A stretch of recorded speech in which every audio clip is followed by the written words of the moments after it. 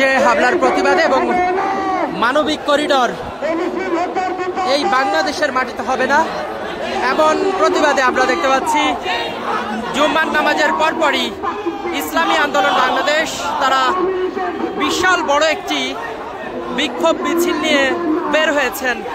কিছুক্ষণ আগে আমরা যেমনটি দেখেছি ইসলামী আন্দোলন বাংলাদেশের রাজধানী ঢাকা শহরের বিভিন্ন প্রান্ত থেকে নেতাকর্মীরা এসছেন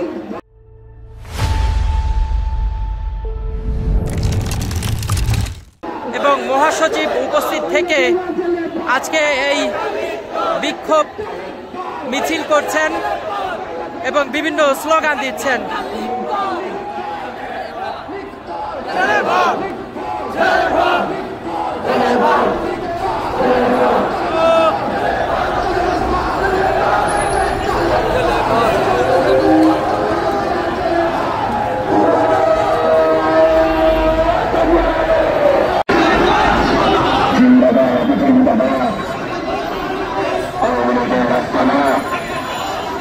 Negro para o Bolsonaro,